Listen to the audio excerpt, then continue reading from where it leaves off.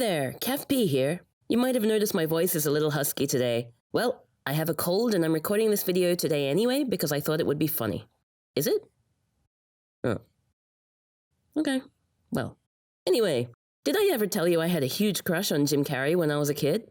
According to my memories of early Jim Carrey films, he was a comedy genius who could do no wrong. So when I found out that an old friend of mine who grew up in the UK also had a childhood Carrey crush, we decided to do a marathon of some of these films for a nostalgia trip. Nope. Nope. Nope. So, what was it then? What was it about this man that we found so endearing as children? What was it about this man that adults in the 90s also found endearing enough that they paid real money to go to the cinema and see his box office hit films? And what was it that made him work for us as adults in this day and age only in certain instances?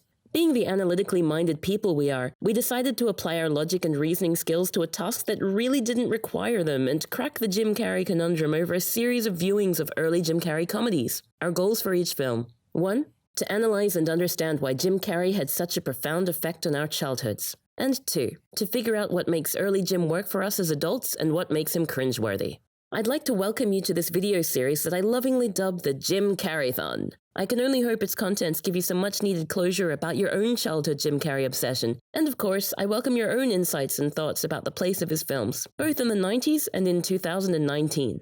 Well, it's party time! After the sobering horror of Ace Ventura: Pet Detective, my friend and I were ready to immediately write off early Jim Carrey films. Obviously, our fond memories had betrayed us, and if this was peak Jim, then Jim was not the man we had married in our minds. Still, that fateful night we had gathered together for a Jim Carrey marathon, and we felt it would be shameful if we didn't watch at least one more film. So, with heavy hearts, we turned our attention to Stop 2, The Mask, 1994.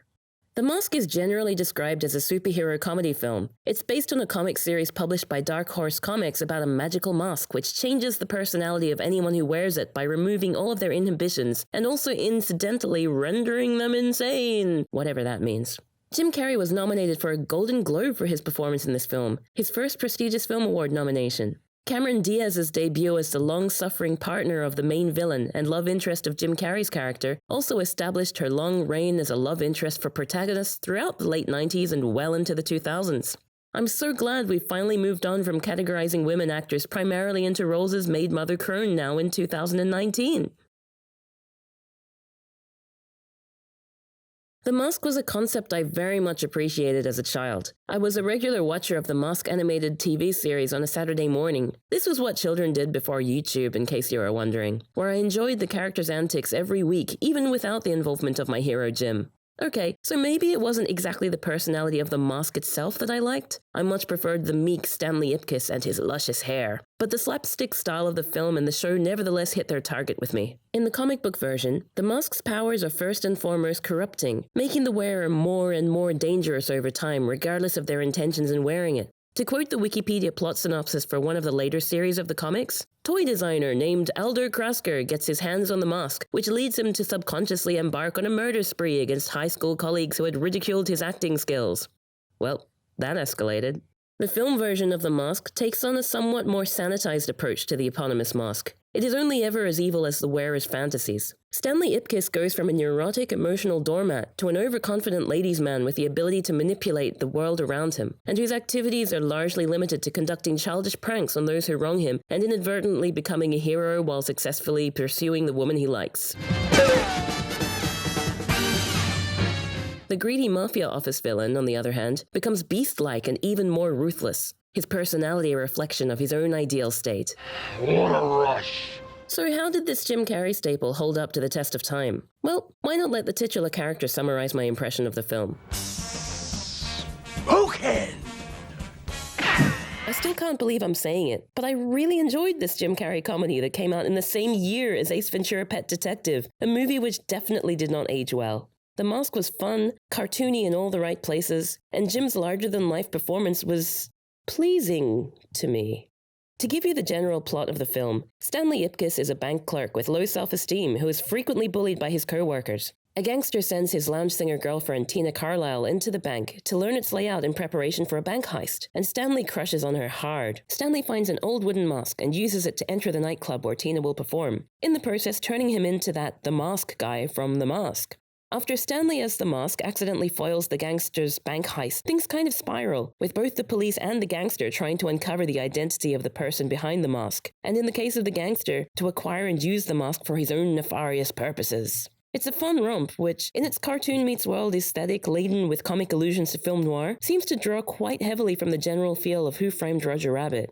The Tex Avery pastiche lost on me as a child was most of what made the film great for me as an adult. Despite being a live-action film, in many scenes you might as well have been watching a cartoon. Having a greater understanding and appreciation of the tropes of the golden age of animation really helped me to appreciate the many references to it, which were scattered thickly throughout the film. And I can definitely see how the film then made a smooth transition into an animated series. Speaking of the cartoon-like quality of the film, the special effects definitely surprised me for 1994. I can't even say the CG effects evoke a time long past, because I don't think I've seen any other film which uses special effects quite like this. In The Mask, the Tex Avery style meets the real world in a way that somehow doesn't seem unbelievable, and it looks as realistic as a cartoon can without the uncanny valley effect that often accompanies such an accomplishment. As it turns out, director Chuck Russell spared no expense on the special effects of this film for the purpose of paying homage to these classic tropes. To enhance the comic performances of characters wearing the mask, Russell showcased digital technologies for the mask with George Lucas's industrial light and magic, the likes of which had never before been seen.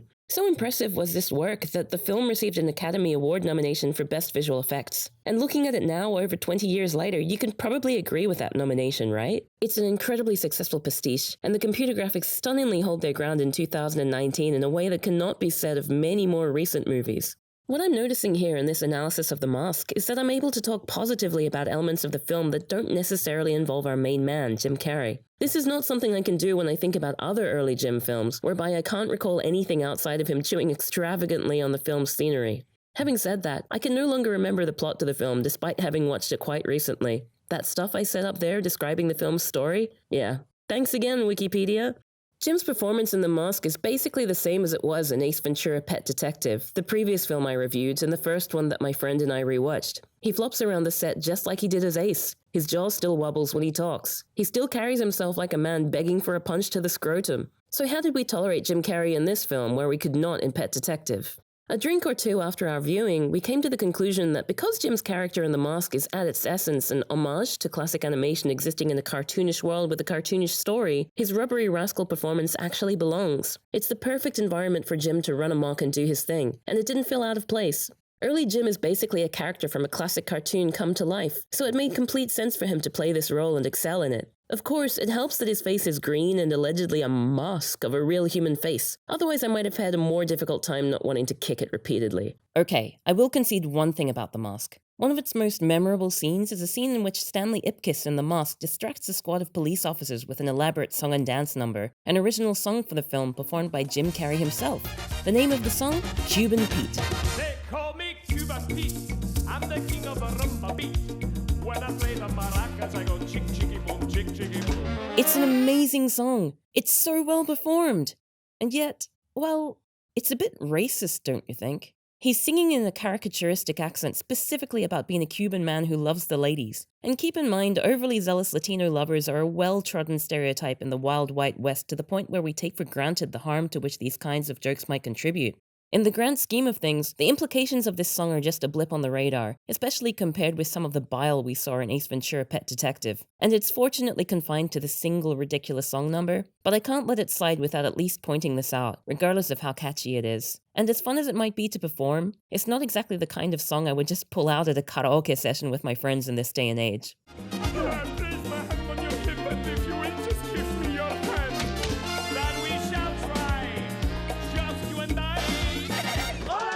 Also, what's interesting to note, at least for me, is that I had actually already rewatched The Mask several years ago during a particularly grumpy phase and had found it incredibly sexist. Only several years later, my opinion on this has changed considerably. Yes, it is sexist, but the sexism is portrayed within the context of Tex Avery cartoon pastiche. She is so coy. I love it! So somehow from my perspective now, it feels like it exists in a vacuum where other films with more casual sexism, I'm looking at you, Ace Ventura: Pet Detective, do not. Overall, The Mask restored our confidence in early Jim, which just made us more determined to break the Jim Carrey code. When does he hit? When does he miss? And why isn't our Jim nostalgia now strong enough to maintain the unconditional love we had for him as children, like our nostalgia for other 90s franchises? Our quest continues. The Mask. My rating, 4 out of 5 fedoras. Have you watched The Mask in recent times? What were your thoughts? Is it really the comedy classic I think it is? Does Jim's performance still have the intended effect on you? Please settle this once and for all amongst yourselves in the comments. Thank you all for watching, and I'll see you next time when I'll be reviewing a darker side of Jim in The Cable Guy. Stay tuned.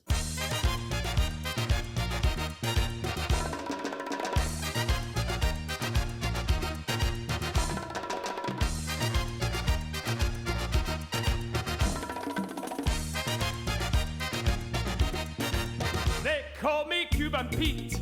I'm the king of the rumba beat. When I play the maracas, I go chick, chicky, boom, chick, chicky, boom. Yes, sir, I'm Cuban Pete. I'm the craze of my native street. When I start to dance, everything goes chick, chicky, boom, chick, chicky, boom. The senoritas